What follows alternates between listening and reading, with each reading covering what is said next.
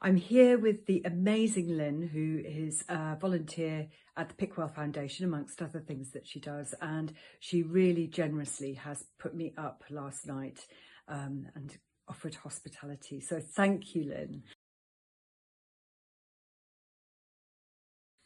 It's a peaceful, safe environment for them here. We don't have a large minority ethnic population, and we don't have some of the pressures that they may have in big cities, and people are free to walk up and down the high street to use all the services, and there is accommodation for them on a local base, and there's a very nice house for single men. I think Pickwell, the foundation that supports them, has over 200 volunteers, and a lot of those volunteers have taken people into their houses or found accommodation for them. The children really thrive at school generally, yeah, I was helping a Syrian family, and the children were the stars of the local Catholic school they went to. They learned English very quickly, and the dad got a job as a caretaker and the mum got a job there too. So they were really well supported in that context. It's a rural area, a lot of seasonal employment with the holiday trade. So it's quite difficult.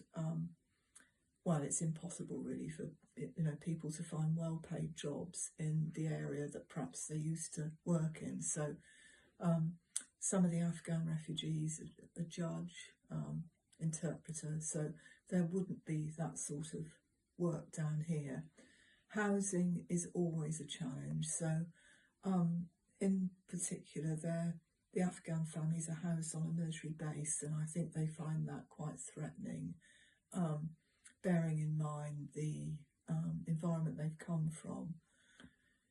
It takes a lot of upskilling and language learning to actually get the most basic jobs. A number of the Afghan men are working in the chicken factory in Columpton, which is, probably a 45-minute journey from here, and not the type of work that they'd be used to at all.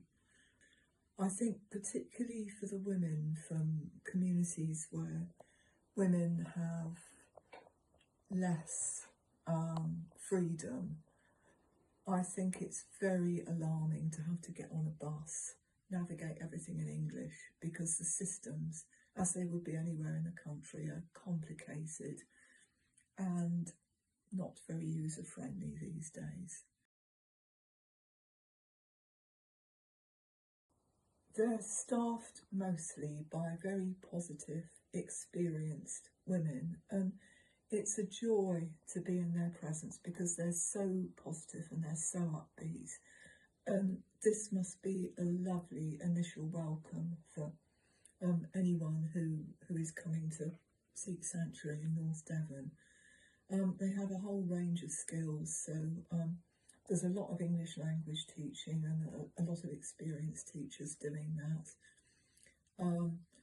They're very well versed in claiming benefits, universal credit and other benefits. They're very much in touch with the local council with regard to housing issues. In particular, the 200 volunteers have a range of skills between them because a lot of very capable people retire to North Devon.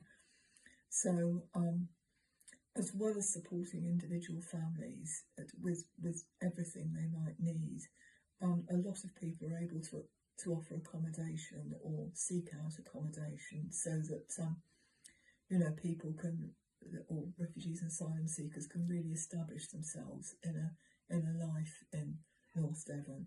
There is also a location in the middle of Barnstable. It's a cafe, there's food, it's close to the Pickwell office, so anybody who needs anything can drop in there on a regular basis and receive the help that they need.